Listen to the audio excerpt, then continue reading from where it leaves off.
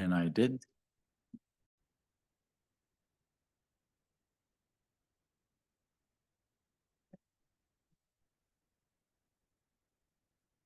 You guys ready?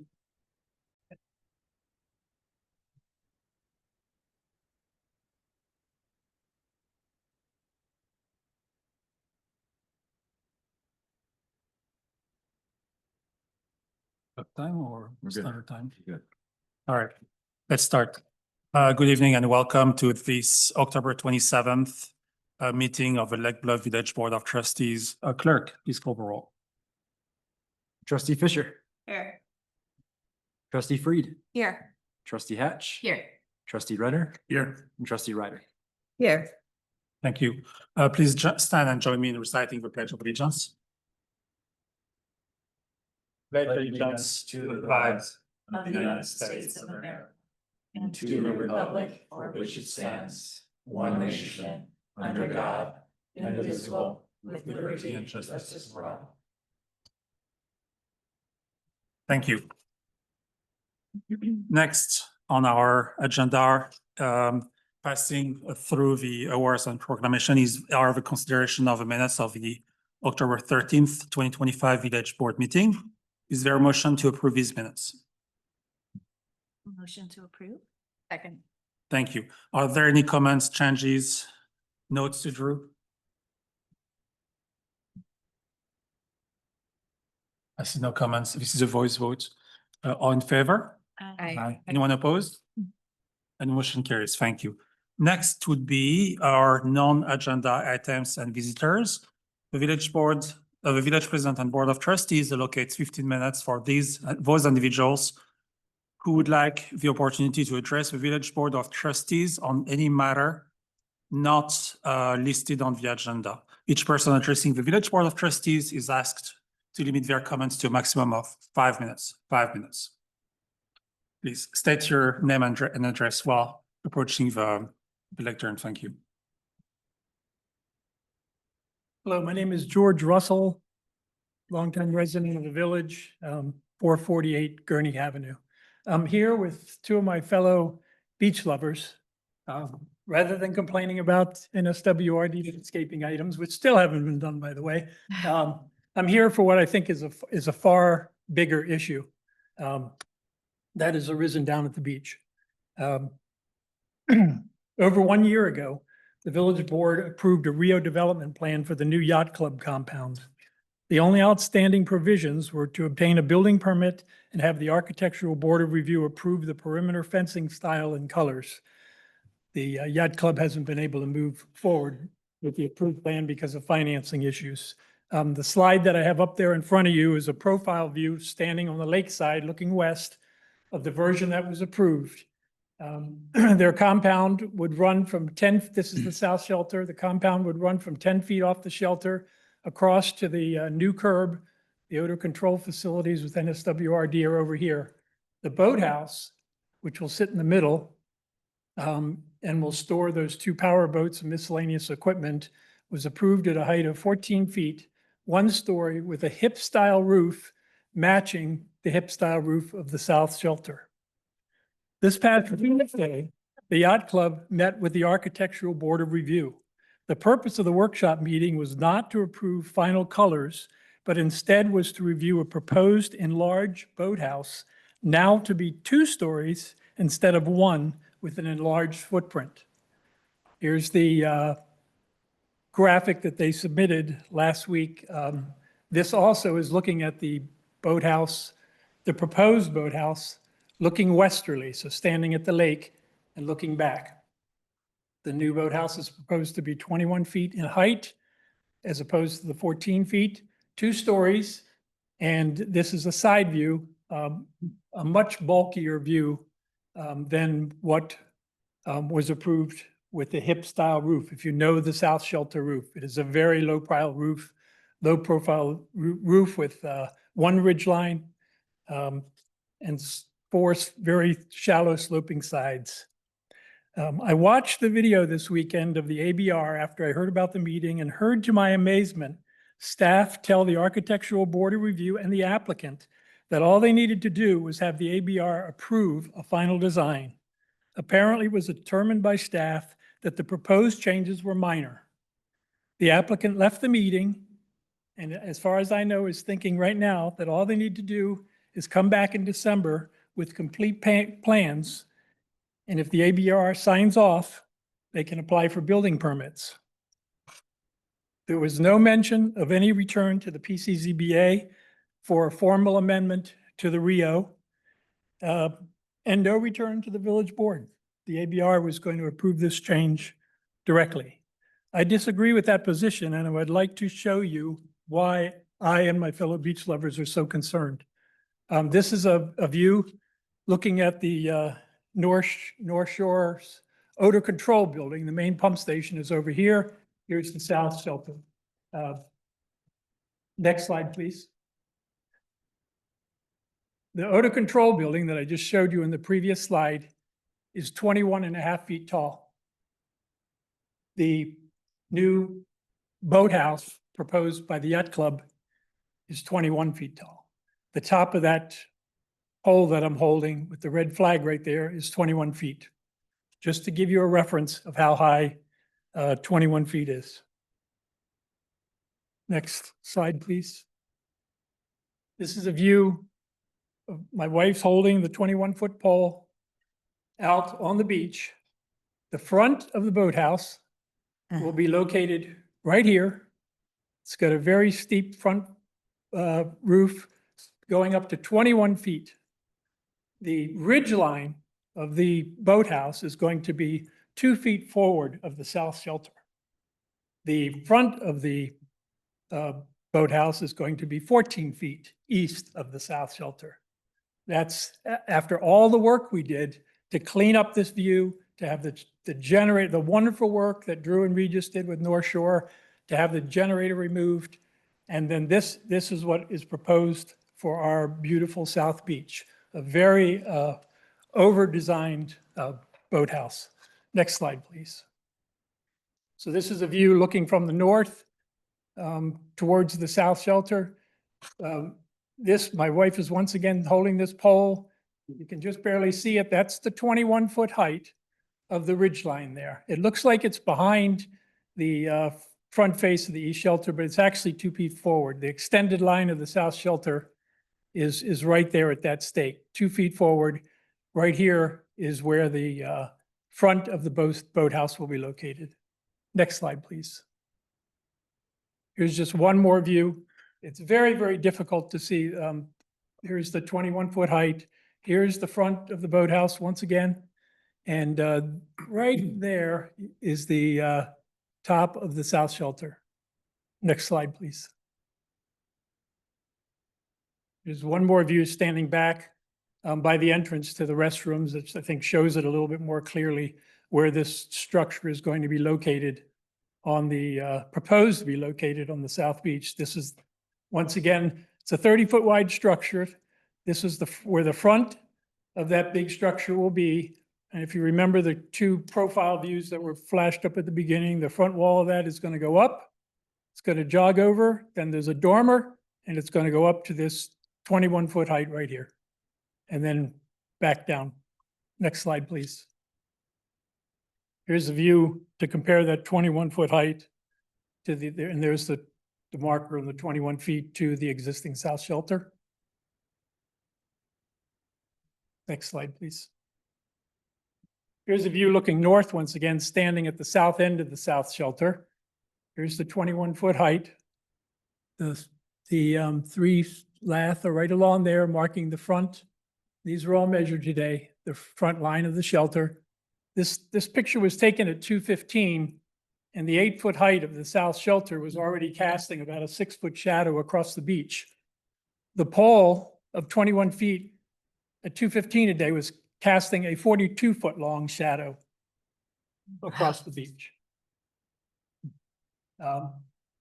It's going to be a huge impact. And it's not, a couple more slides, sorry. Oh, get the last one. This is just to show you that it's actually very, very close to the height of the huge pump station down there, the height of this proposed structure.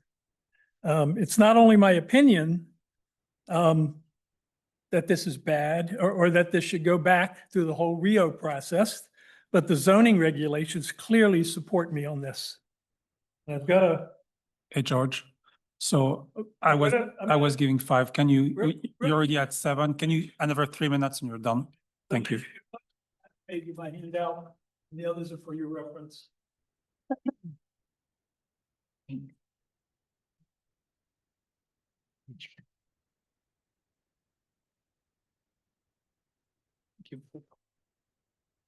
Thank you.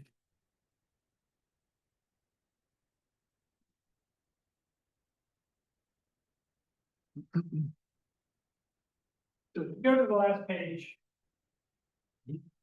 The second right from our Rio code. And halfway down the page, I've kind of starred what's determined to be substantial changes. And a substantial change is an increase in height of any increase in the height of the buildings on the subject property. This new structure is proposed to be 7 feet taller than what was approved. An increase by no more than 2% of the floor area. We're going to increase the floor area of the structure by 100%. So way, way over what would trigger a substantial review.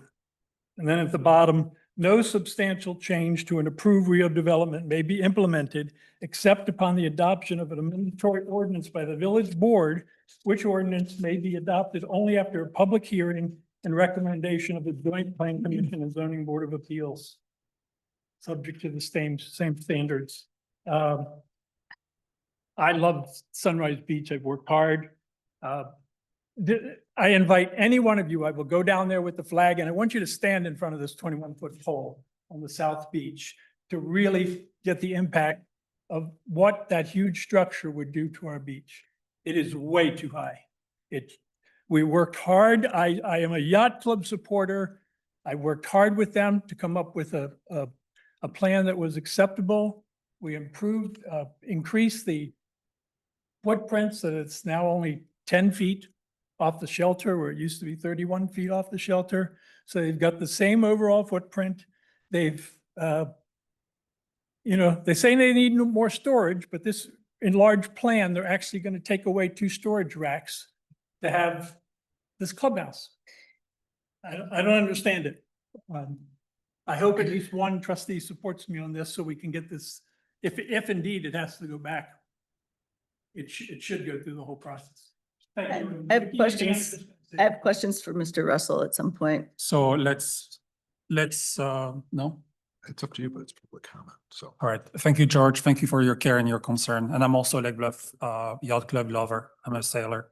So I do appreciate your care and your concern, and we need to come to a community consensus on that. So thank you very much. So, and just to clarify, so I had a conversation, if it's all right, sorry. Absolutely.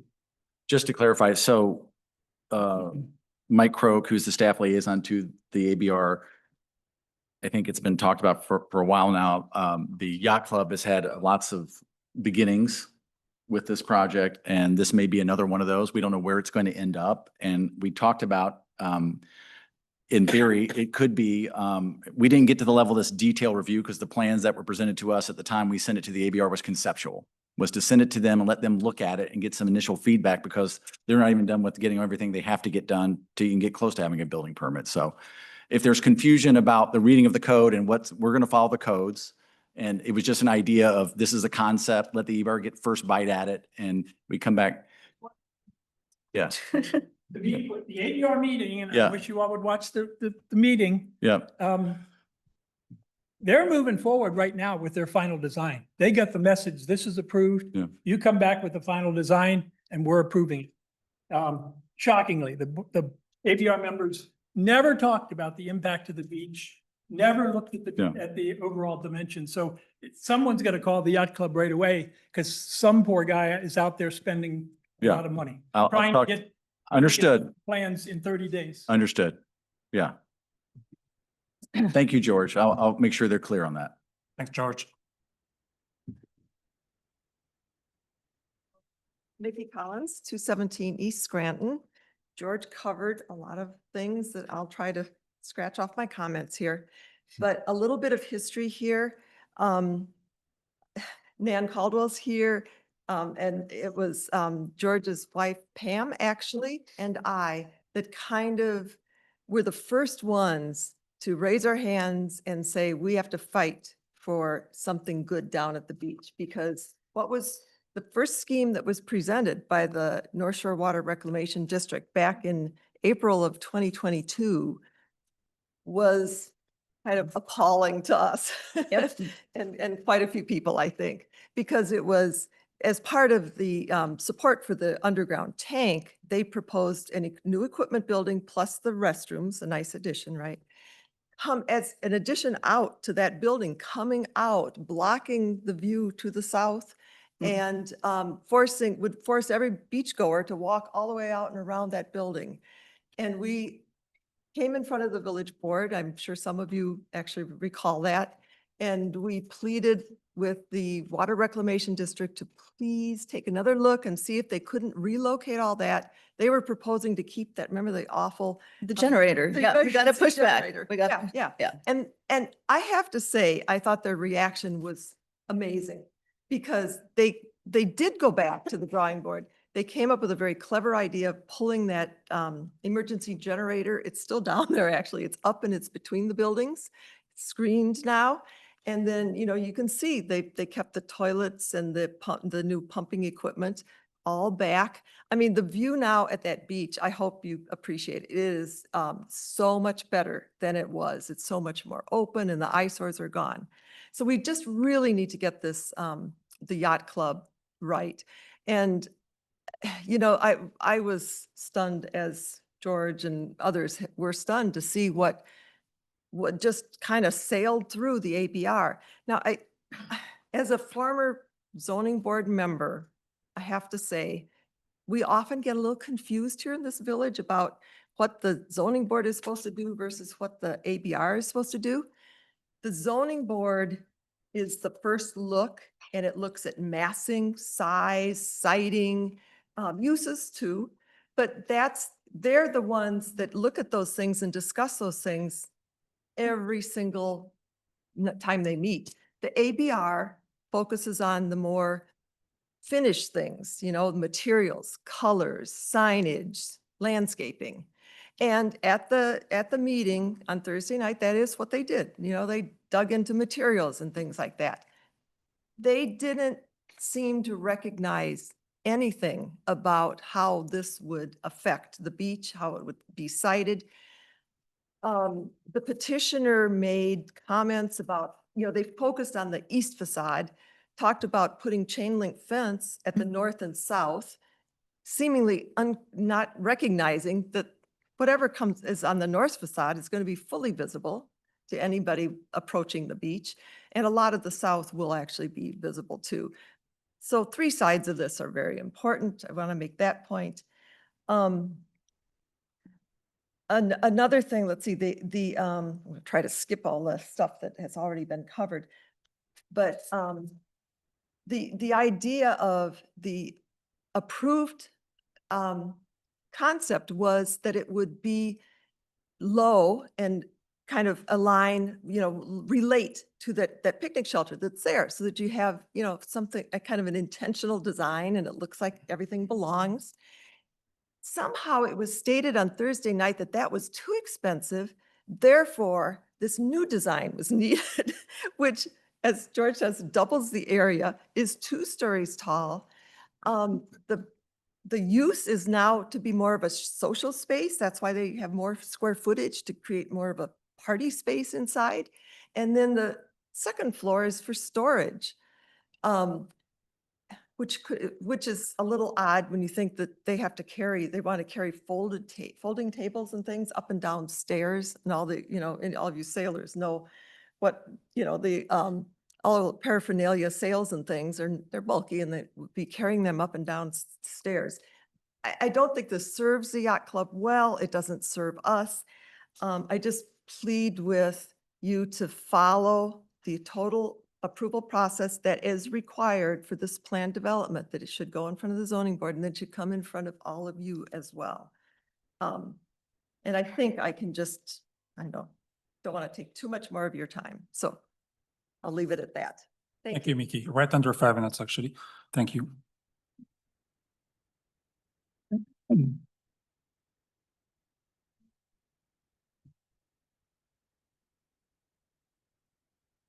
I'm Nan Caldwell, 400 Ravine Avenue.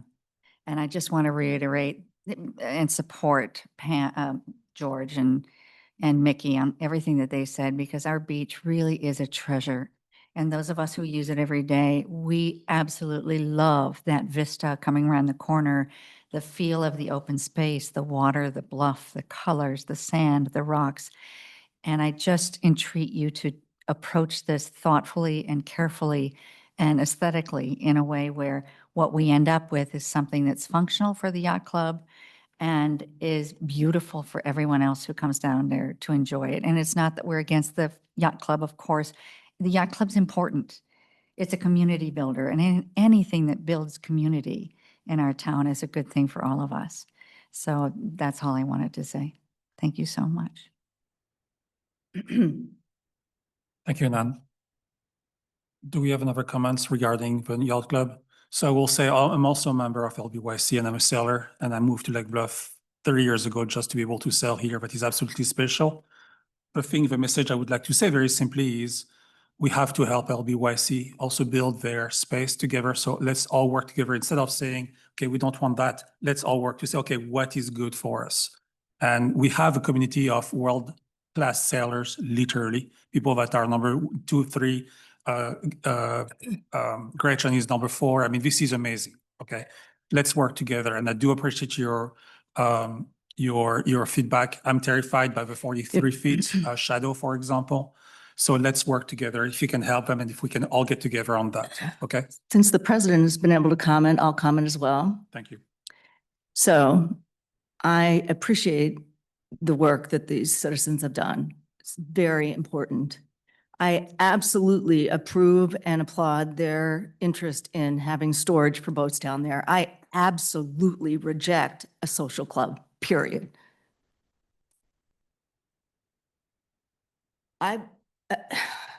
We agreed that it would have the same footprint or would have the same area and that it would get pushed back as far as possible. I haven't been able to check exactly that the square footage is correct, but assuming that it is and it's pushed back as far as it can be, there is no excuse for 21 feet over that beach, no excuse. And I implore whoever is making this decision that we have to come back to this board. I'm not even sure we should have a building at all. What we had before was a structure that enclosed equipment, period. To think, the audacity to think that they could cast a shadow of 21 feet over the most used part of that beach is crazy. It's indulgent. It's mind-blowing. It's everybody's beach, and by covering that in the broad daylight, I am beyond disgusted.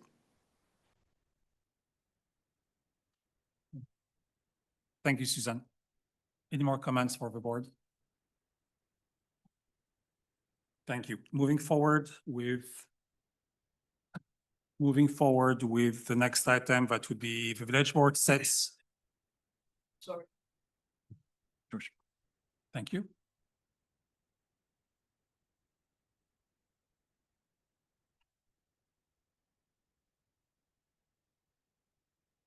Moving on to the next item, that is the board sets the order of a meeting. The village president and board of trustees will entertain requests from anyone present on the order of business to be conducted during the village board meeting. I do understand that item 13 and 14 could be next. Do we have any more requests? Without objection, moving on to item 13 and 14. Moving forward to item 13 and 14.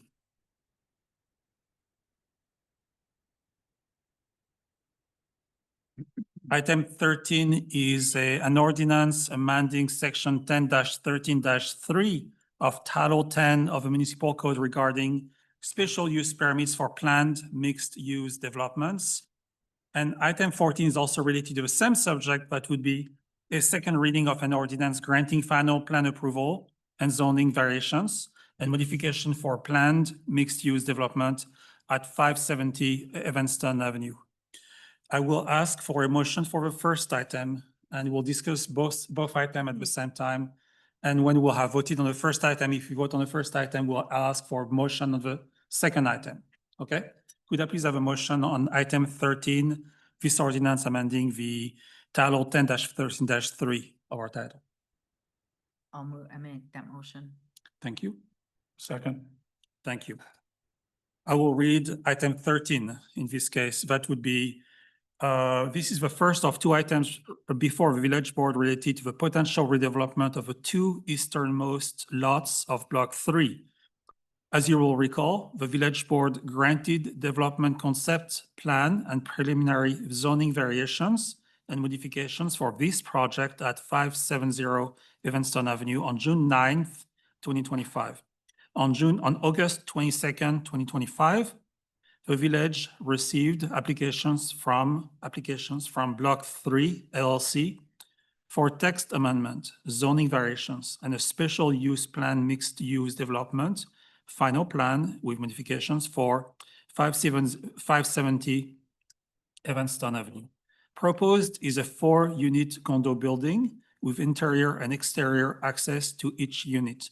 The building contains residencies on the first and second floor, the partial third floor that provides access to rooftop decks, and an underground 8-space parking garage. PMD are a distinct category of special use that allow flexibility in and around the central business district.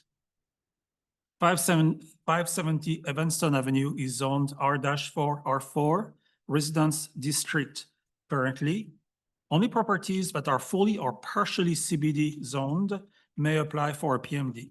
The applicant is seeking a text amendment to allow the PMD tool to also be used by properties zoned R4 that are contiguous to the CBD with a CBD and located at lot 4 and 5 in Block 3 at the northwest corner of Scranton Avenue and Evanston Avenue.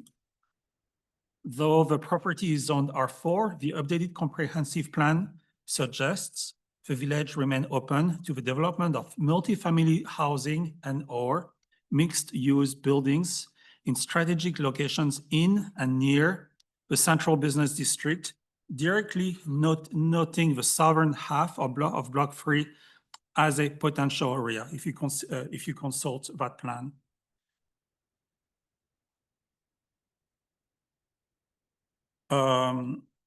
And I will refer also to the second document, item 14, that is the applicant's 6 modification within the PMD, including PMD minimal lot area requirement, certain R4 zoning regulations listed in draft ordinance, and 3 fence height to allow an 8-foot tall fence. In the R4 district, the allowed building height is 34 feet. Because the PMD tools has a strict height limit of 30 feet, the applicant is also requesting variations to exceed 1, the maximum height of 30 feet by approximately 4 feet, and 2, the maximum height of 2 stories in order to have a partial third floor. Attached is a timeline of the meetings that have been taken thus far. And I believe that would be all in terms of differences of the 2 documents, correct? So consideration on the board, what do you guys think? You also the applicant here. Correct.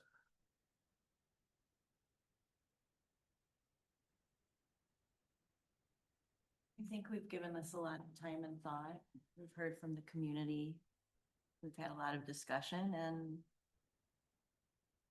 it's time to move forward. Mhm. Thank you. Shayna, Kat, Brian, Susan? I think we thoroughly discussed this. Yeah, I think the board, we followed all required due process and legal steps.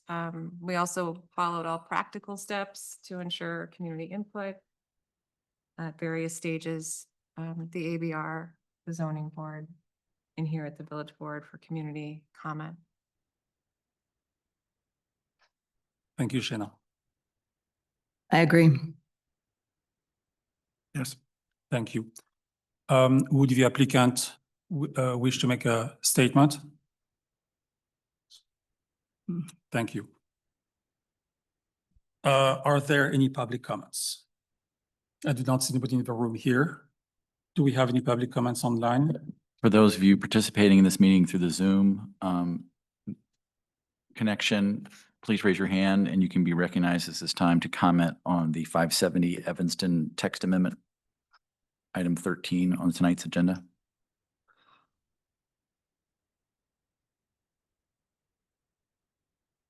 None. None. Okay, it is going to be a roll call. We have a motion on item 13. I will ask for a vote, a roll call vote on only item 13, and I will ask for a second motion afterwards for item 14. Clerk, please call the roll. Trustee Fisher, Aye. trustee Fried, Aye. trustee Hatch. Aye. Trustee Renner, Aye. trustee Ryder. Aye. Thank you. Now I am going to ask a motion for item 14, a second reading of an ordinance granting final plan approval, zoning variations and modifications for a planned mixed-use development at 570 Evanston Avenue. Would I please have a motion on this item? So, second? Thank you. Are there any comments specific for this item? I do not see comments on the board. I do not see comments from the applicant either. Thank you. Do we have anything online? Anybody looking to comment on item 14, the final PMD plan for 570 Evanston? Now is the time to raise your hand in the Zoom meeting to be recognized to make comment. I would like to say, I'm sorry, there's no public comment. The public go. Does No, he want There's nobody online, but yeah. So we have a hands raised. Michael, please approach the lectern. Please state your name and your address. Thank you.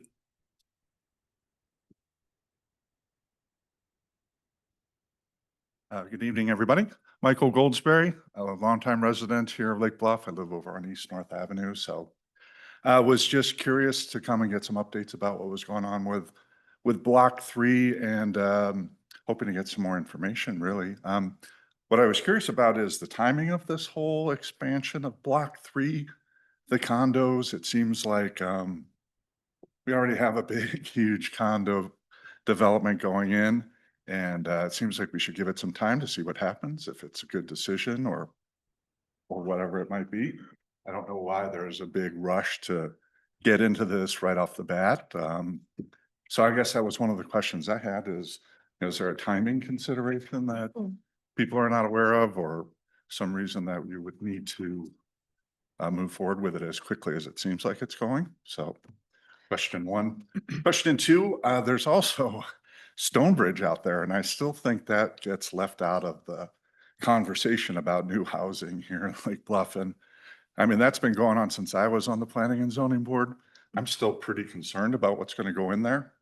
And so I just feel like, some of these decisions are being made without really thinking, what's the whole ecosystem of living opportunities of housing that we're trying to build here in Lake Bluff. I just wonder if there's any updates on that. Maybe there's a good reason why we need to be moving forward so quickly, but it seems like we've got plenty of time. If this development's a good development, it'll be a good development a year from now, or maybe after we get some feedback about the current one that'll be going in. So more questions than anything, but if that's something we can entertain now or at another time, I'd be interested in learning some more information about that. I can give you an answer to that. The Block 3, the entirety of Block 3 was a specific subject or specific concern of our comprehensive plan. Started 7/13/2023, ended up May 20th, 2025, so 2 years of work on that. So it was, what do we do with the PNC Bank? This is an eyesore, this is blight, what do we do with it? And so the plan was, we need to move forward with that plot of land because it's central to the village, right, Michael? And then we're also talking about 2 plots. So we have 5 lots in block 3, and 3 of them are where JBs, and 2 of them are adjacent, basically. The JB lots are being built by what you see right now happening. This is that first block that is under construction. The second part was lot 4 and 5s have been discussed since July 13, 2023. November 2024, and basically ended up today. We basically have, the applicants had 10 meetings on that. So it's a year worth of meeting we're basically concluding tonight. So it is not a discovery. This is not a surprise. This is basically work in progress. We follow the process that you were part of when you were at PCZBA. This is a normal thing. And from my standpoint, it's not a surprise. So we're following the process. Yeah, the old comprehensive plan. Yeah, that's, I'm familiar with that. I still don't know what those consultants do all the time, but it's a story for another. It's actually, But I guess my only point is, I understand what's going on as far as comprehensive plan.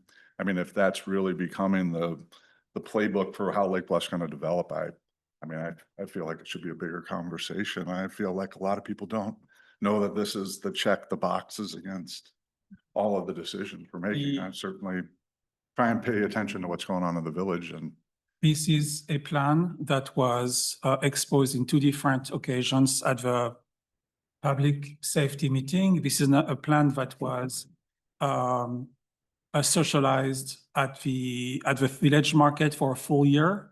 This is a thing that was talked about here, were multiple discussions.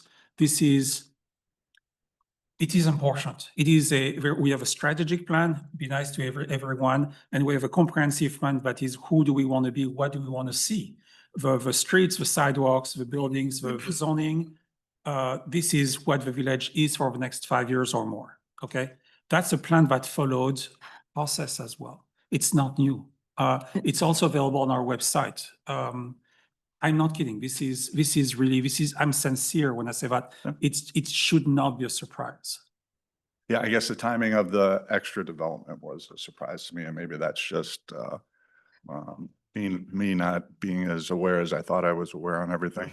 I still don't think there's any problem with giving it a breath here to see what happens with the current block 3, which, has been under conversation. I know there was really no other consideration for that block besides having housing. There wasn't really any mixed use or public-private use considered. So, I understand that that's kind of where we've been building towards, but anyway, just curious if this really has to happen right now, or, if we take some time and see how this really results, like what happens. Is it really going to take off? Is this really going to be an amazing thing? And therefore, maybe we should think about more developments like this, or, is this going to be just something that doesn't do what we want it to do? And, we're going to be stuck holding the bag. I'm also a little concerned about Stonebridge. I still haven't had much of a update on what's going on there. And we're going to have a lot of housing coming up. Stonebridge is 24 to 115 units that have been, approved over the years. I don't even know where that stands right now, but I just feel like, we've got to think about the bigger picture. So anyway, those are my questions. I appreciate you answering them, Regis. The bigger picture is this is actually an important question for the community, Michael. We had 2 firms helping us with a comprehensive plan. One was Tesca, the other one was Opticos. Opticos is nationally known for what they do.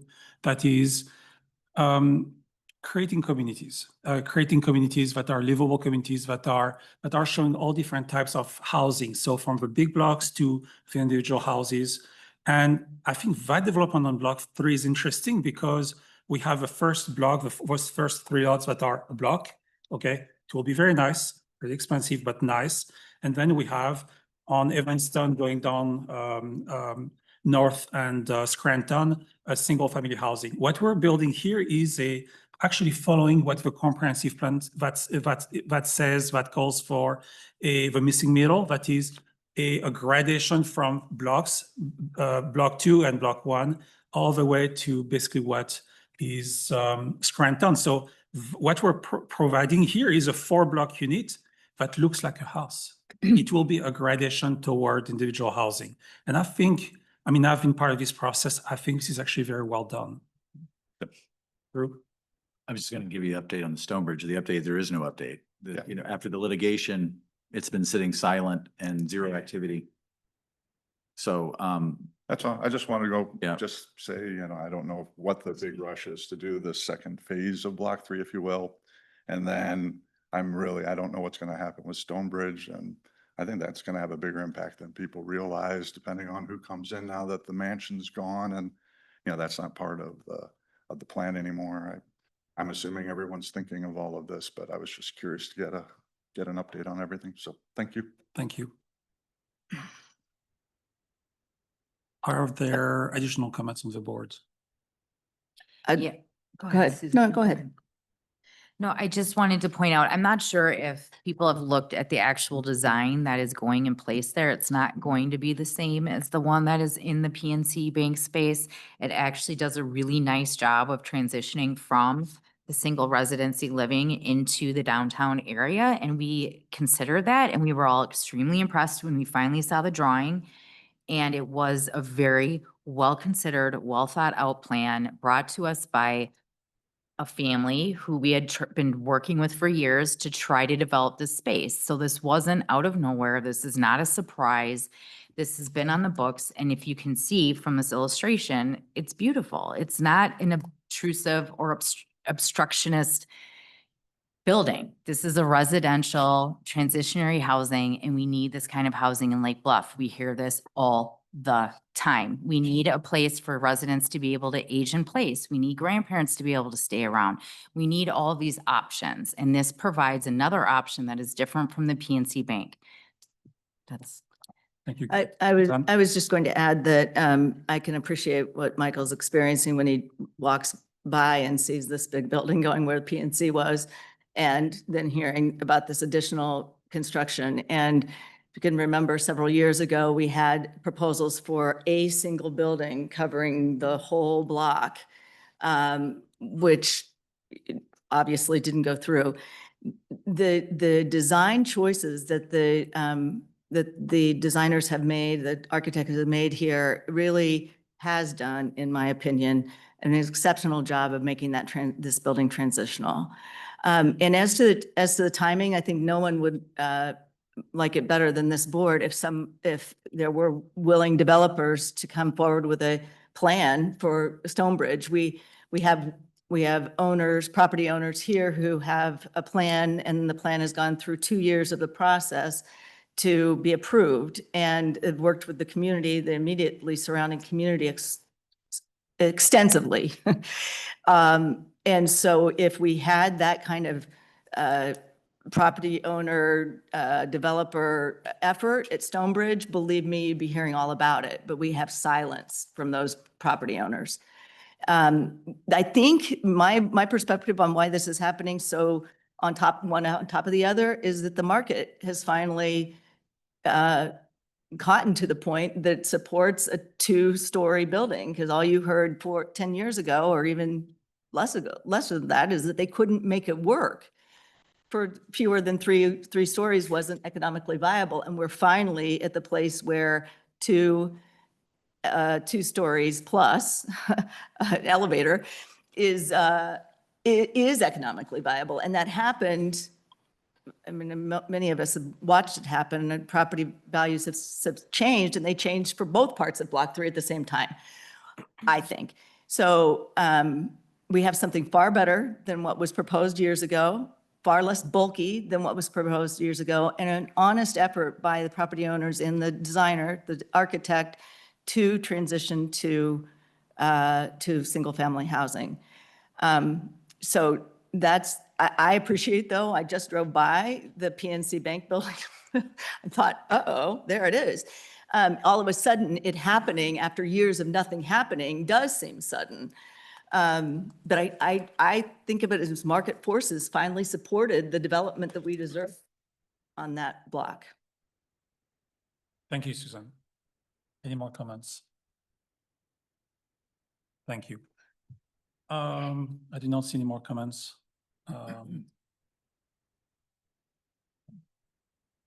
Go ahead.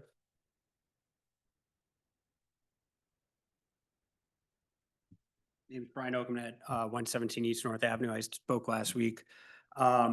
We do have 169 petitions as of, I think, 2 weeks in the making.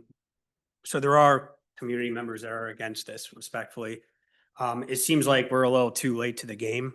I mean, like I said, last couple of weeks ago, I moved up in December. So I'm a longtime resident though, moved back from Chicago. But my concern is now living across from Block 2.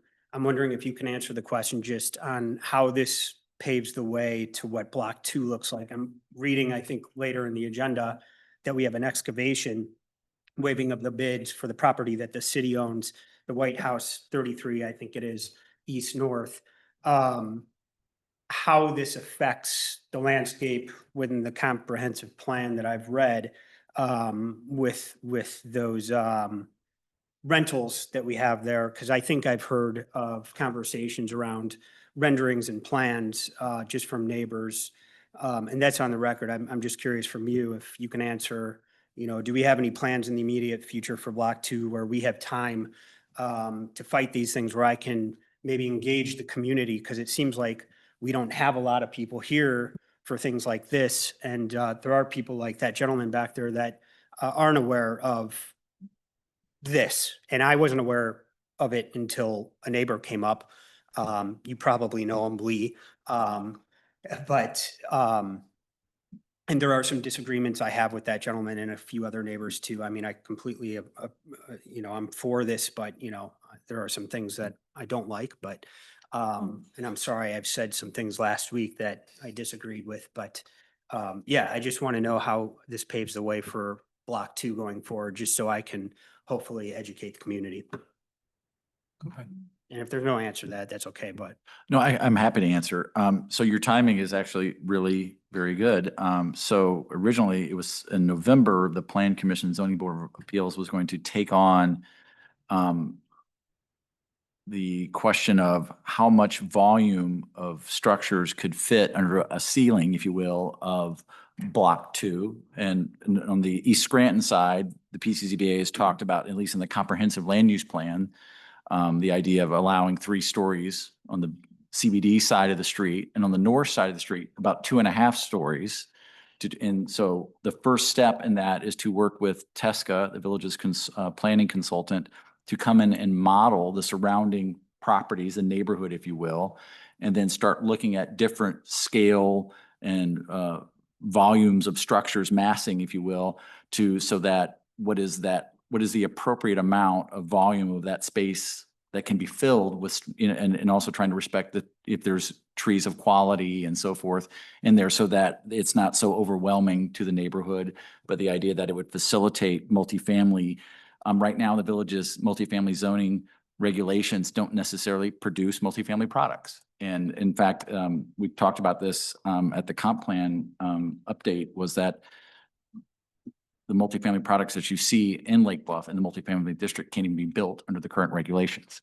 So the idea of the village has this policy objective to create diversity of its housing stock, yet the regulations don't facilitate that. So the now is trying to, what's the right way to do that and respect the neighborhood and achieve that goal. So, and also do it in an efficient way where in Block 2, if the village can do it in mass, and I say that in terms of economies, that maybe that presents opportunity to add underground parking or to do things that are generally goals of the village, bury the utilities and create new niche spaces, like the idea of the Scranton Alley, which everybody seems to like, that space there, continue that through the block, create other spaces that are consistent with the historic charm and character of the village. So through the redevelopment process.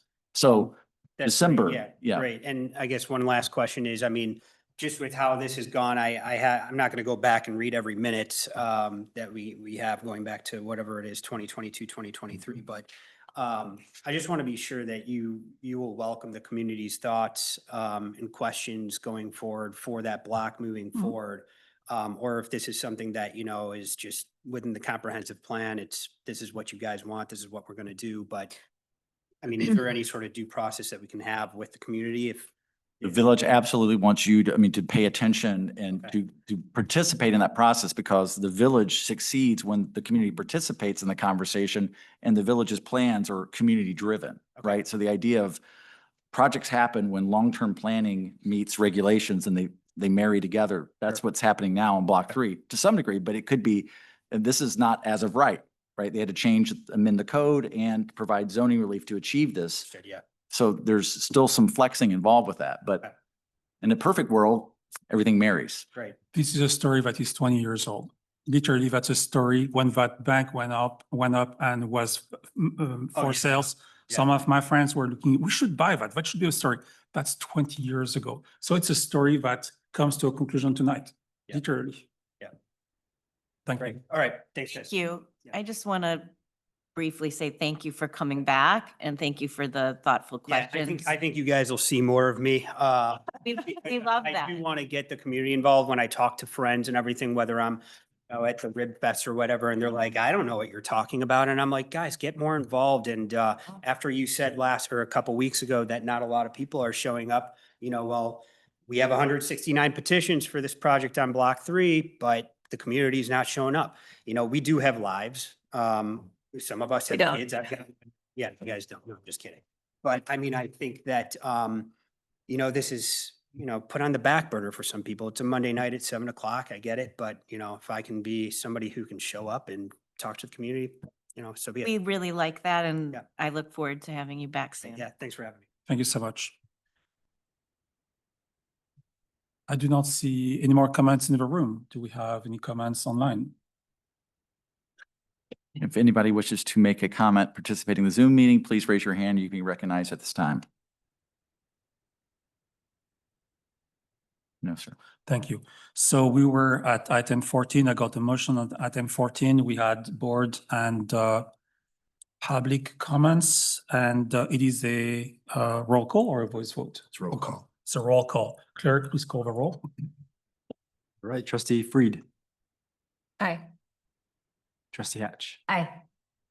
trustee Renner, Right. trustee Ryder, Aye. and trustee Fisher. Aye. Thank you very much. Congratulations. Thank you. We trust you for doing something great for the community, so thank you very much. Next item, resuming the order of a meeting. Of course, any objections to put item 12 next on our agenda? No. Trustees? No. No? object. Okay. Item 12 is next on our agenda, and that would be a second reading of an ordinance designating the residential building and sunken garden located at 348 Foss Court as a Lake Bluff historic landmark. Could I please have a motion on this item? Motion to approve? Second. Thank you. On August 22nd, 2025, the village received an application from property owners Nicole Holson and Richard Holson IV to landmark their classical revival style home at 348 Foss Court. The Hubbard House was built around 1895.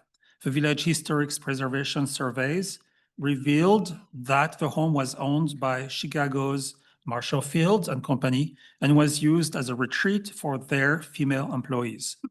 Also of note, this home is on the HBC's priority landmark list.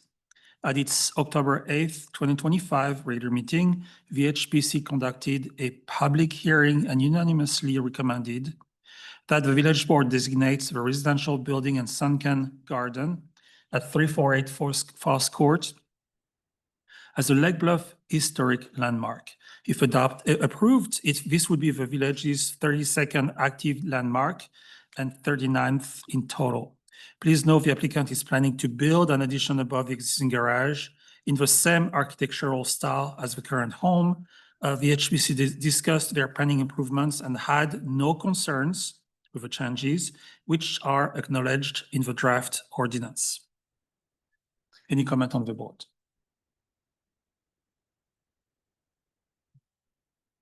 We also have a property owner here, the applicant here, if you wish to make a comment. Yes, please. Please state your name and of course your address. Yes, my name is Richard Holson. I go by Brush. I currently live at 685 Pine Court in North Terrace. I'm obviously planning on moving to 348 Foss Court. I don't really have anything profound to say other than thank you for your consideration and hopefully the outcome goes in our favor. If you have any questions for me, I'm happy to answer them. Thank you so much. Yep. Any question to the applicant and owner. I'm just interested in where the sunken garden came in. Like, I wanted to hear more about the sunken garden. Yeah, it's on the southeast portion of the property, adjacent to the backyard and the side yard. I believe we couldn't get that back to the original construction date of the house of 1895. It's when it was put in, but we know that it was there when the Marshall Fields Company was using it in the early 1900s. So it goes back at least 100 years, yeah. So 2 Interesting. weeks ago, I had the same question and Drew pulled out the pictures. This is amazing. This is great. Like a French garden, but down. I saw pictures of it, but I wondered about the history of it. Yeah, Yeah, no, we're excited. the ladies had that sunken garden. Yeah. Relaxing. Yeah, I guess so. Ponder life outside the city. Thank you. Thank Thanks. you. Anything else? Thank you.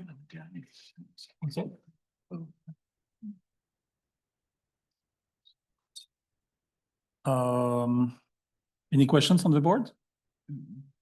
It is a voice vote. It's roll call. It's a roll call. Second vote, second reading. Clerk, please call the roll. Trustee Hatch, Aye. trustee Renner, Aye. trustee Ryder, Aye. trustee Fisher, Hi. trustee Freed. Hi. Thank you. Richard? Rush, Wait. you have a gift. You have a parting gift.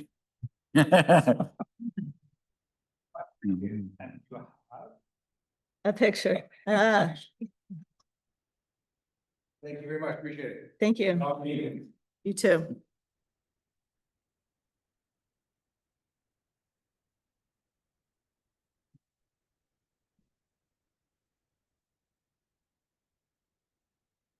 Next item on our agenda tonight is item 7A, our warrants report for October 14th to 27th, 2025, and fiscal year 26 for payroll expenditures. Is there a motion to approve the warrants report? I'll move. Seconded. Thank you. And tonight, our warrants report is for expenditure of village funds for payments of invoices in the amount of $212,951.95 for October 14 to October 27, 2025, and for expenditure of village funds for payment of payroll in August 2025 in the amount of $346,349 for total expenditures of $559,300.95. Are there any questions to Bettina and Drew on this item? It's roll call. Thank you. I looked at the ledger, couldn't see anything I would have questions with. It is a roll call. Clerk? Trustee Renner, Aye. trustee Ryder, Aye. trustee Fisher, Aye. trustee Freed, Hi. trustee Hatch. Aye. Thank you. Next item is item 7B, a consideration of monthly financial report. Can I please have a motion on this item? Motion. Second. Thank you. Bettina, do you mind taking that? Sure. Noteworthy items found in the September financial report included sales tax revenue that reached $386,823, which marked a 29.3% increase over last fiscal year. Year-to-date general fund revenues of $7,877,791 are up $267,283 compared to the same period for fiscal year 25. And fiscal year 26 general fund expenditures remain within or below budgeted levels. Year-to-date spending stands at $4,919,498, which is $279,546 higher than the fiscal year 25 expenditures, reflecting planned operational activity. Thank you. Questions to Bettina? I did not see any questions to you. It's a voice vote. All in favor? Aye. Hi. Anyone opposed? Thank you. Motion carries. Thank you, Bettina. Next item is our consideration of a fiscal year 2025 annual comprehensive financial report. Could I please have a motion on this item? So moved. Seconded. Thank you very much. Bettina, do you mind taking that again? Sure. So the annual comprehensive report provides a complete picture of the village's financial health.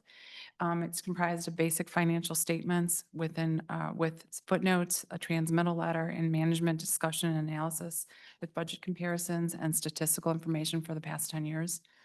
We're pleased to report that the village received an unmodified opinion from the auditor Sikich, and that the financial statements are fairly presented in conformity with general accepted accounting principles. Earlier this evening, the Finance Committee reviewed the annual comprehensive financial report with Martha Trotter Sikich and voted unanimously to recommend the village board accept the annual report. So consistent with village procedure, I leave that for you to vote on, unless there's any questions. Thank you. And again, having that unmodified opinion and that recognition to your department is humongous again. So I am appreciative, and the board is expressing the same. So thank you very much. Thank you. Questions on the board? Just congratulations, Bettina, because I wasn't here for the finance Thank committee you. meeting, but I did talk to Drew earlier. Great stuff. Yeah. Thank you. It's a voice vote. All in favor? Aye. Anyone opposed? And the motion carries. Thank you. And thank you, Martha, for your work as well. Thank you so much. Next item would be item 8, our village administrator's report, I have no report this evening. followed by our village attorney's report. No report tonight. Thank you. Next would be my report.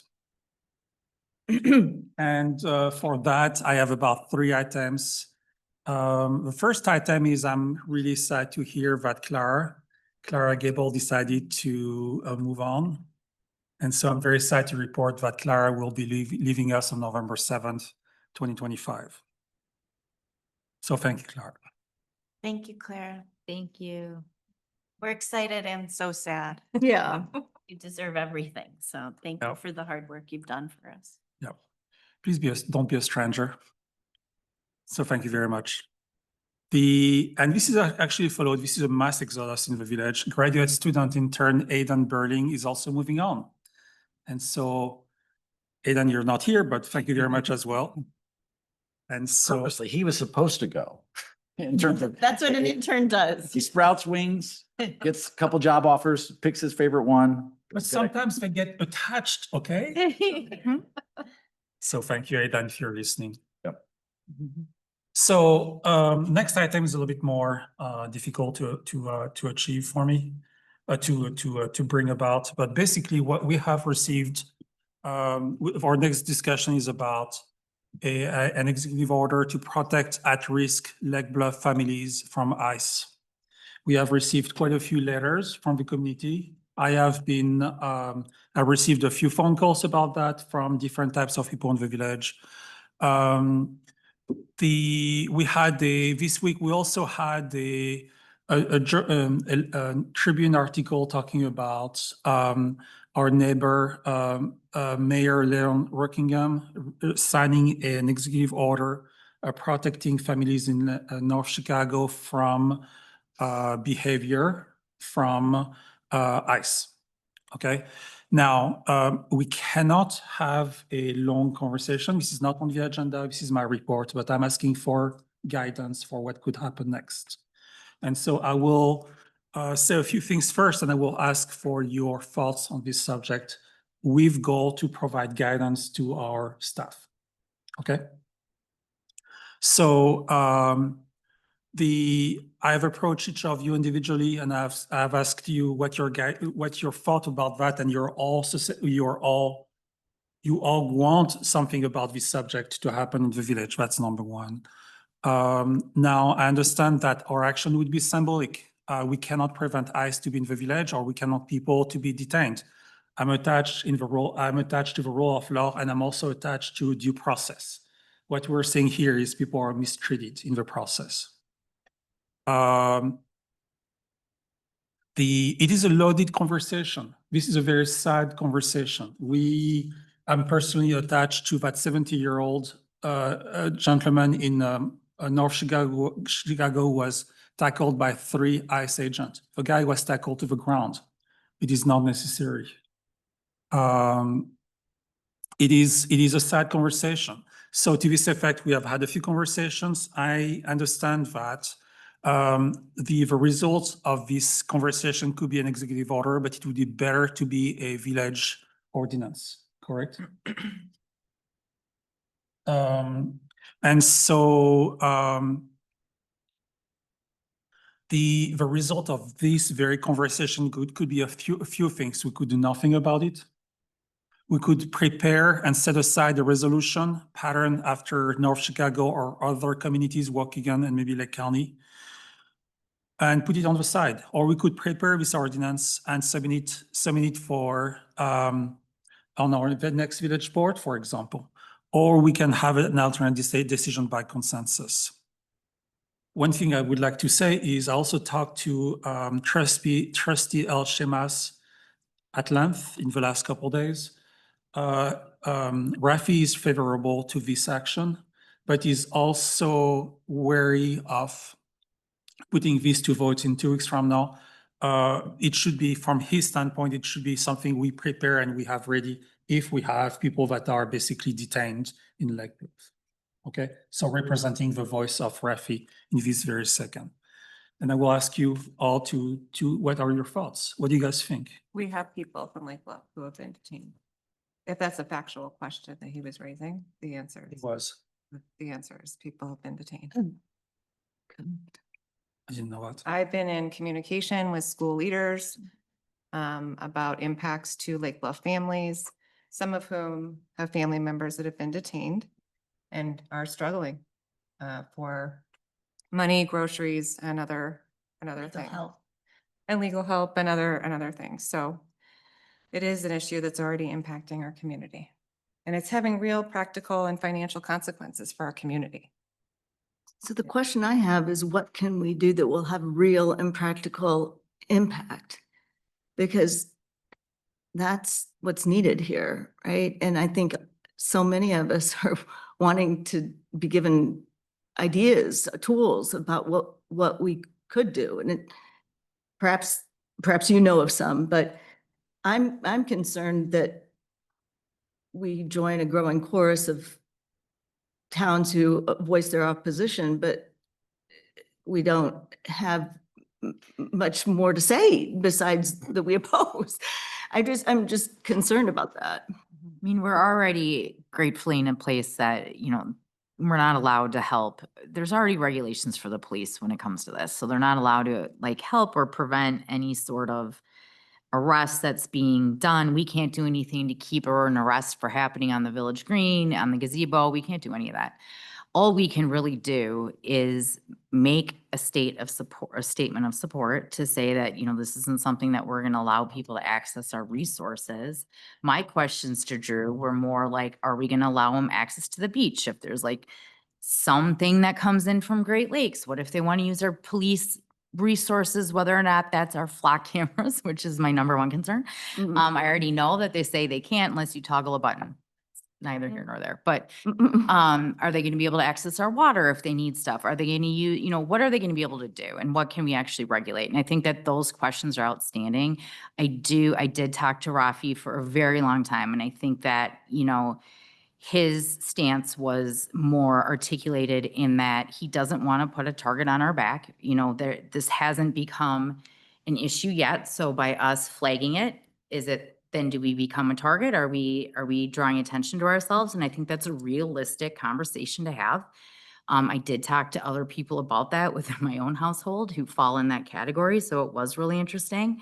I also think it should be represented that Rafi did talk to the school district and he is aware that there were incidents that are impacting the community. He also reached out to the North Shore Soccer Club and was informed that people within his own soccer club are not going to out-of-state tournaments. They're not going to games that aren't within their home community. They're not leaving the house, right? So it's not like it's super sad and it is affecting people, but I just want to make sure that all the efforts he put forth and what his actual stance was that, and we were able to have a very long and productive conversation.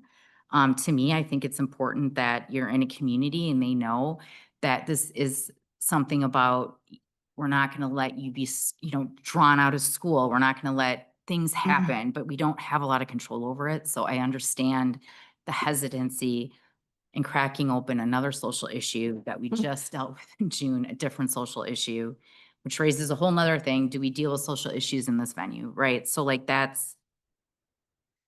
understand all the angles.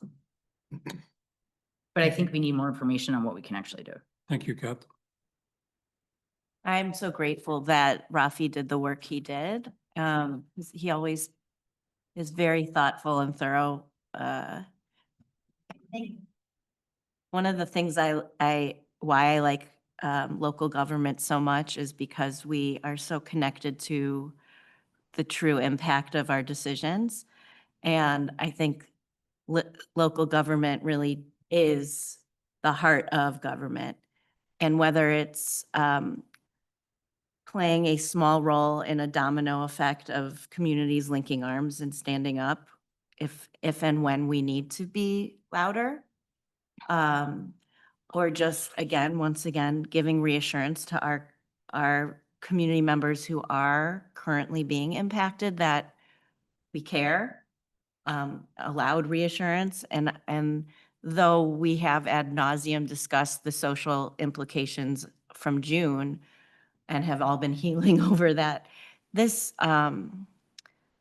is, I feel like this is beyond social implications. These are real lives that are actually being, Affecting the life of our residents. yes, yes.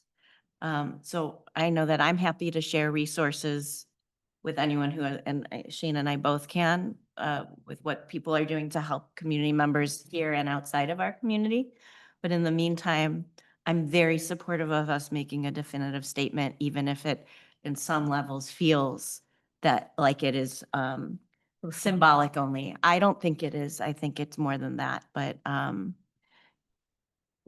without waxing too poetic, if we make decisions, if we always sit back and are concerned about the targets on our back, the bad guys win, I think we are a strong community that protects one another.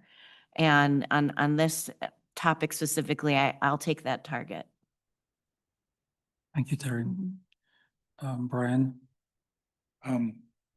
I'm not a lawyer, I'm an engineer. So, but I understand that, as mentioned, that the state of Illinois has laws in place or regulations in place that don't permit active participation from law enforcement. And that, again, it's not an interference, it's just we're not going to participate, we're not going to support. And I think that I just read, and I don't know all the legal details. I'd like to be informed of what Lake County did recently with their actions. But I think that, passive restriction of not being part of the problem is acceptable discussion to me. And I'd like to hear more about what an ordinance could be, what we could do to just kind of codify the fact that we're not participating in this, we're not interfering or causing an issue, we're just not providing open access where we can control it. That's my thought. Thank you. Suzanne, any more additional comments? Yeah, I appreciate everyone's comments and am interested in seeing what the extent of the ordinance could be. And I think we just, we're in unprecedented times. And so we have to do maybe things that feel scary, So, I would support an ordinance along the lines of what I understand us to be talking about. Thank you. I do think we need to be prepared for the repercussions. And so I think we have to go back to the public events ordinance and I just think we need to get that underway. Yes, Yep, I agree. you're right. I do have one follow-up question. I'm sorry to interrupt the flow of comments. As we are, separate governmental entities within Lake Bluff, you have the village, you have the park district, you have the school district. Any discussions of what we're doing here are confined to the village government business, correct? Correct. And I would ask if there would be as we look forward or discuss this more, if there might be joint coordination with the other entities in town. It's a fine comment. Yep, because a lot of times, the village has the resources, smart people, to provide that kind of guidance, that the library might not have. I think it is without, we will reach out to the two other boards in town, village, park district and school that have land, that have space. Okay, Library, I think so. and the library, we'll do the Yeah. library. Absolutely, thank you. So I get the direction as we will create an ordinance. We have already a draft, some of a draft. We will create a draft and we'll submit it for the next meeting and we'll have a discussion for this ordinance content and timing.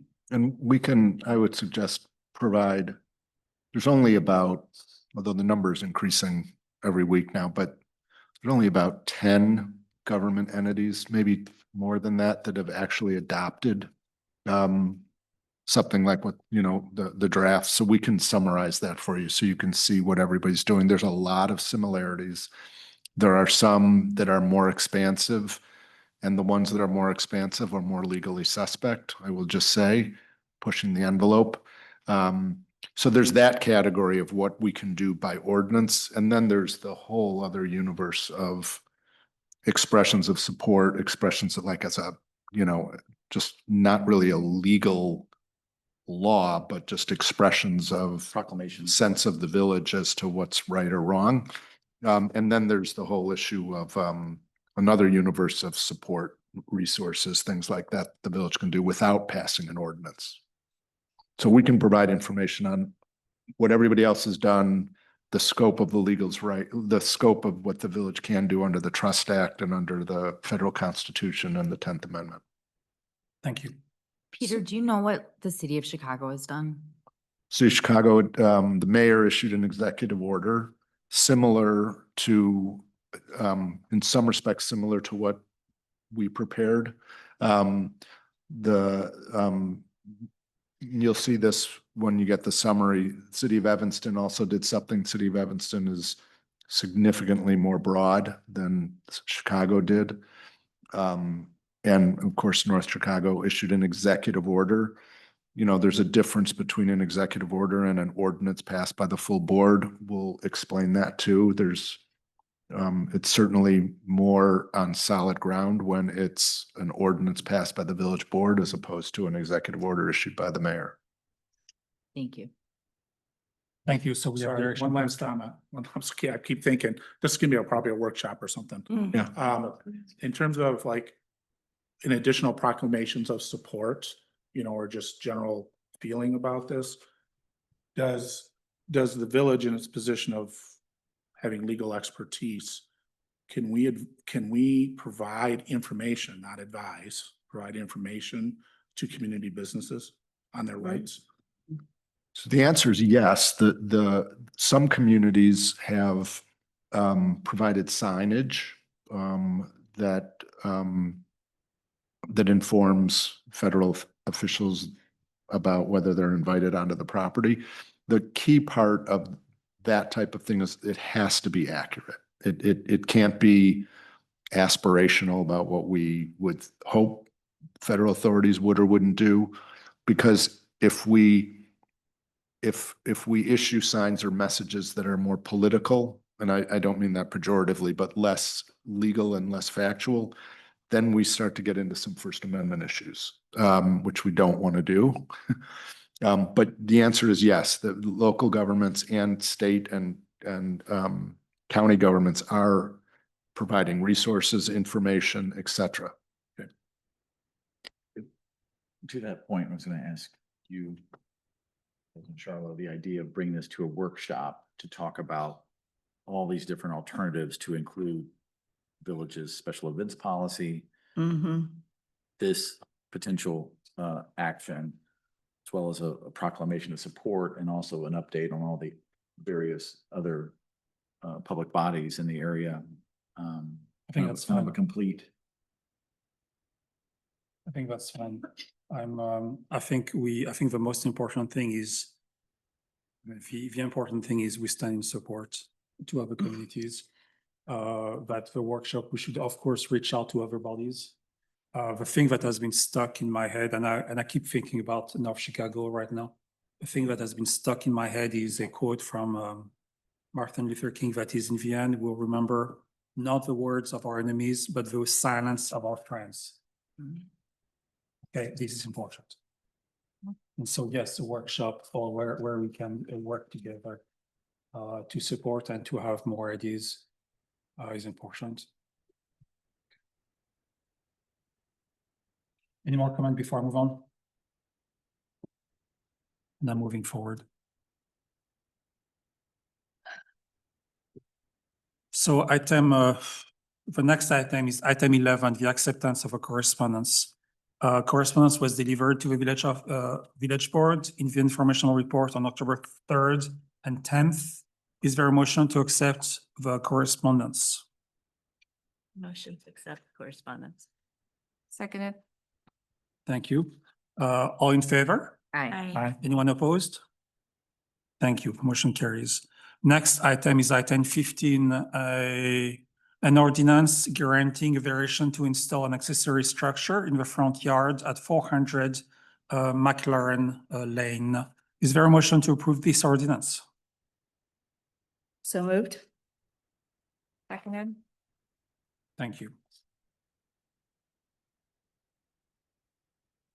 And this item would be at its December 18, 2024 meeting, the PCCBA held an informal review regarding a potential variation to allow the 12 by 16 feet prefabricated shed fully within the 30 feet front yard setback at 400 McLaren Lane.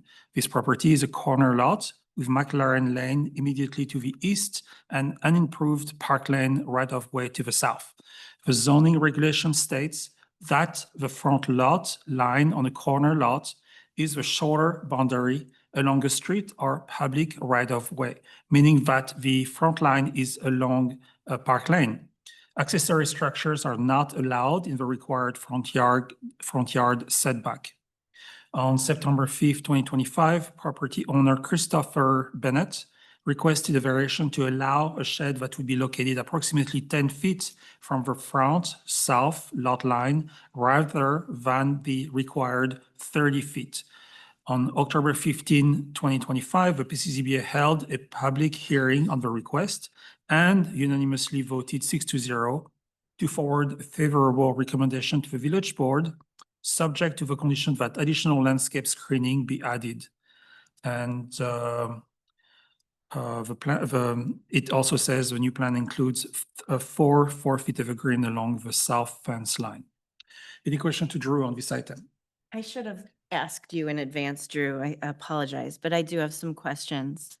I guess I want to understand, is my like perception of this is that this is a corner lot?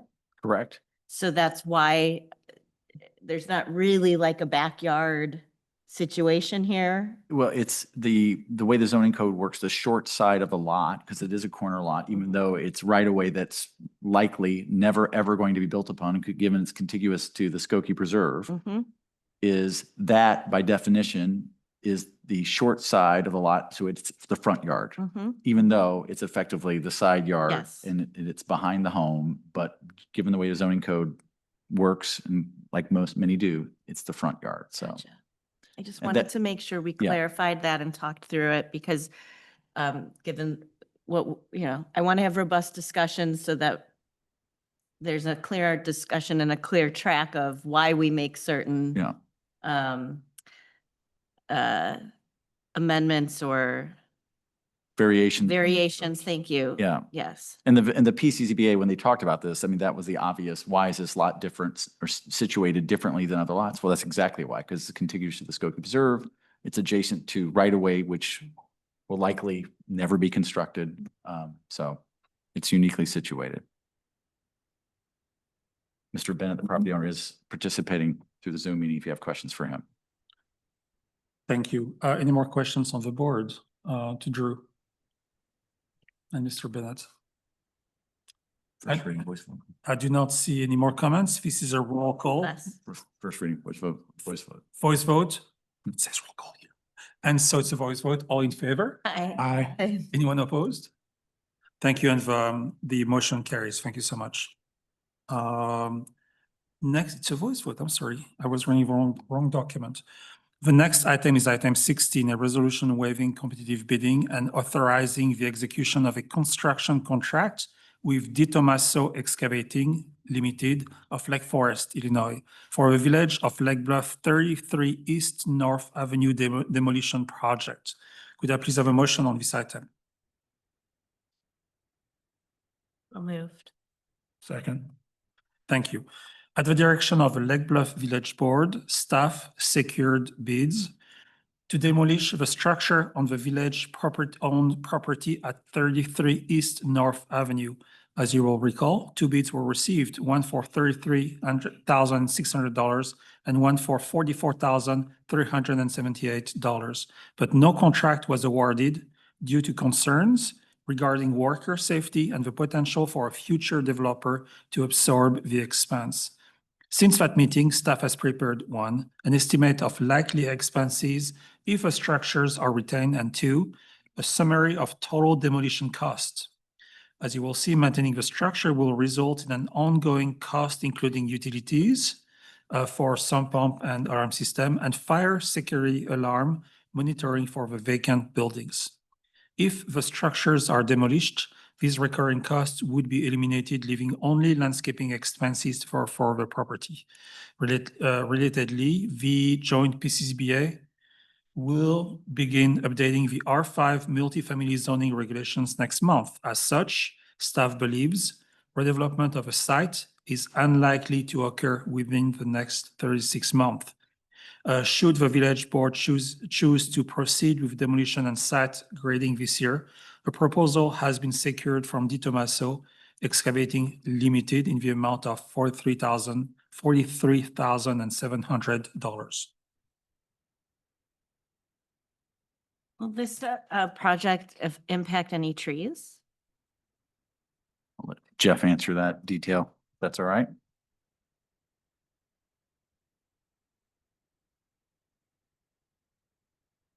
There's a small tree on the west side of the building, a pine tree that will come out. Originally, we talked about taking out the pine tree at the front of the house, kind of in the northeast corner.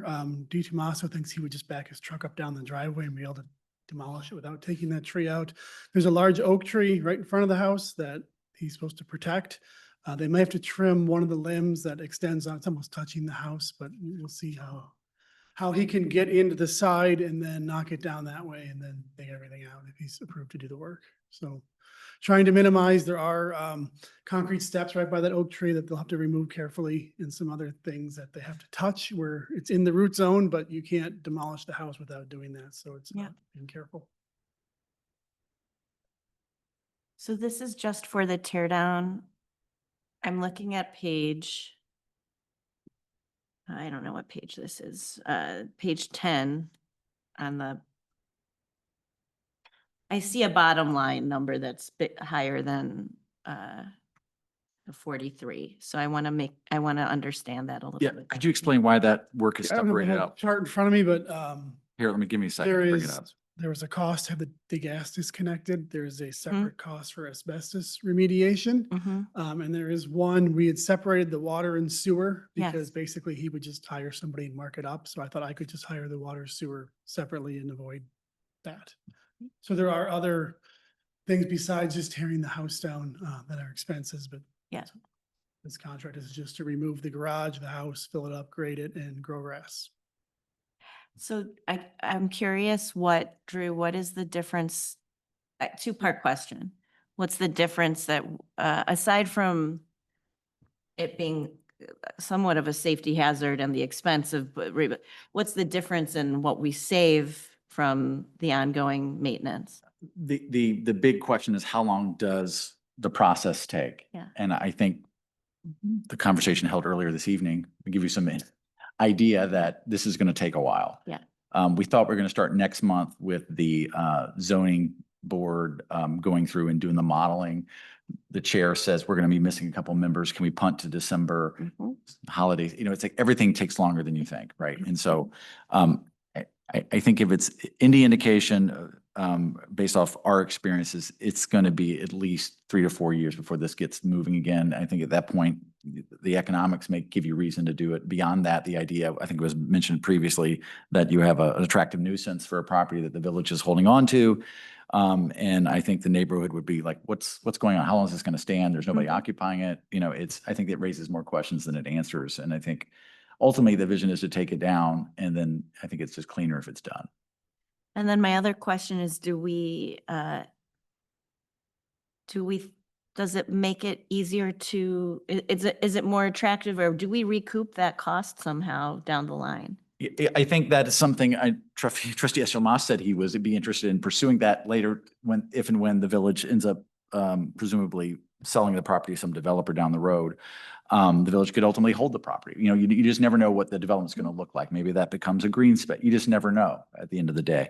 But the village could recoup the cost as part of any transaction. Historically, the village has sold its properties when they are redeveloped at market rate, which could be inclusive of those fees. But everybody knows there's trade-offs when economic development happens at some point. So hard to know is the answer. Okay, thank you. Comments on the board? Brian, Kat, Suzanne, Shana. I'm glad to take the recommendation of the administration on this. Thank you. No more comments? Let's see if there's any public comment. We still have people participating with the meeting on Zoom. If there are any public comments regarding this item, the demolition contract, please raise your hand. You can be recognized at this time.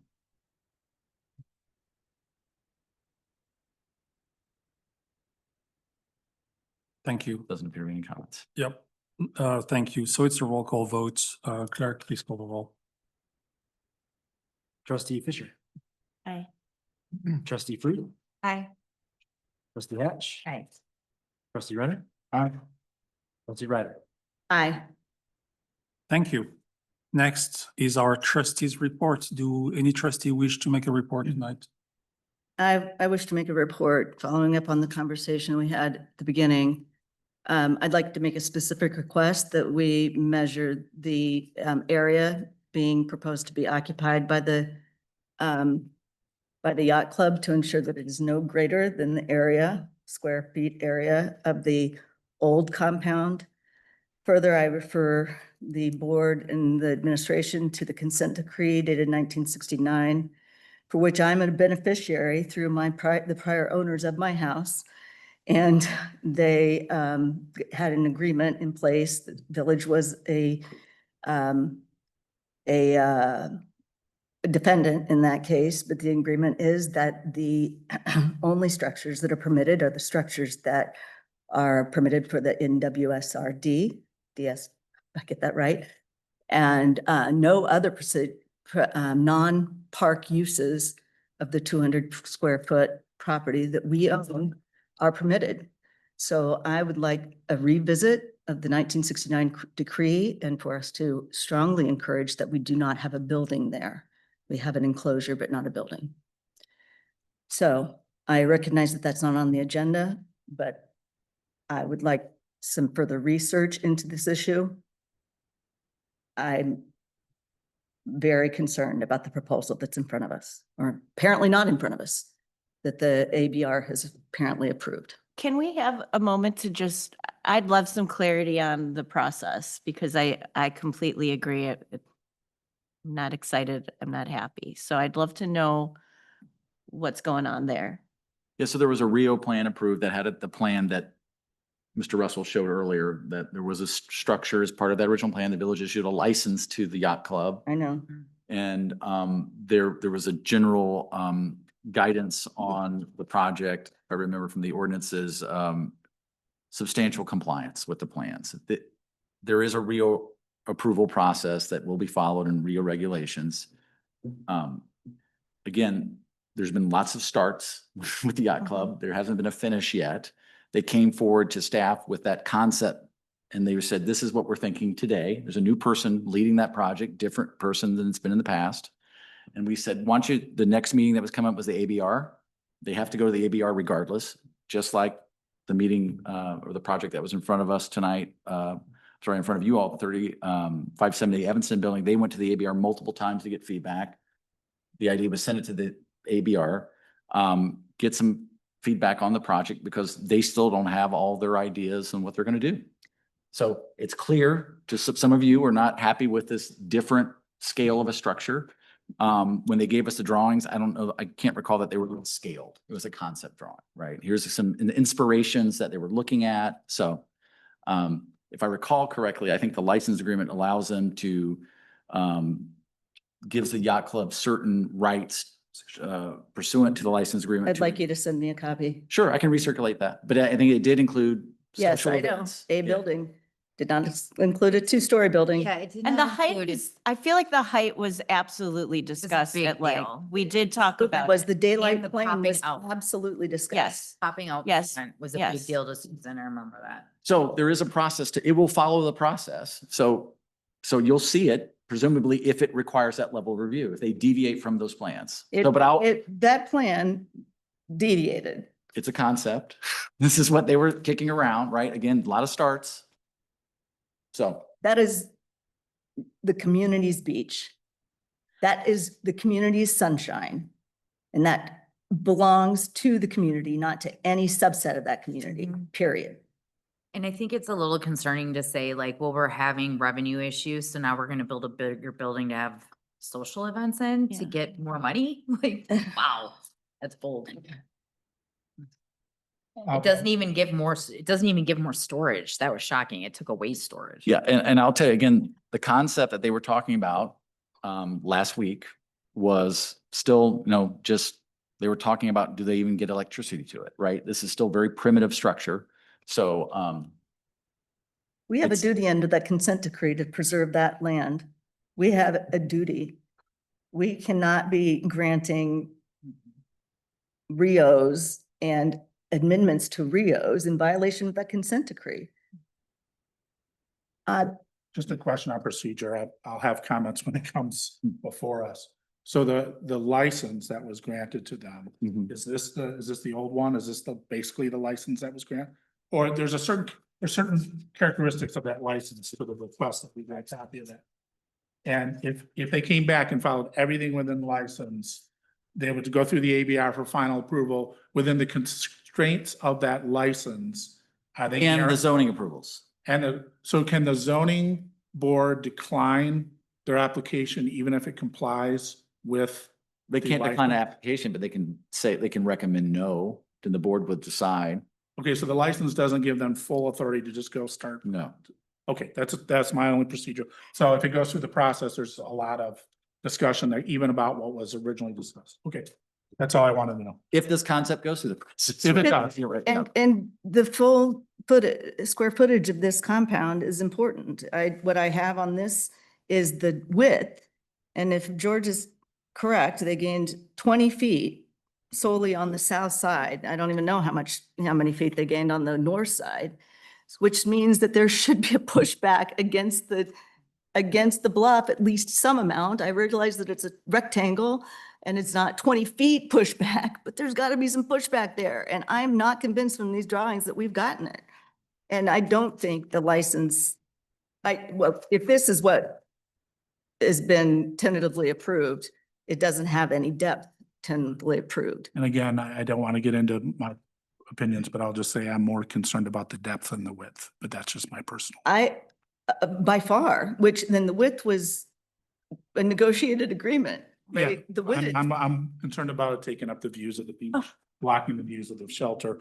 Anyway, hopefully it'll go through the whole process and we So, can even uh, have residents go to those meetings and express that. So Susan, so I felt blindsided. I think that we should have this part of the community is important to the community, but I felt blindsided with the 43 feet shadow on the beach, and I agree with you. So I get I get your concerns, all of you, extremely seriously. I think there should be something on that space, but we need to work together to get the right thing for that space.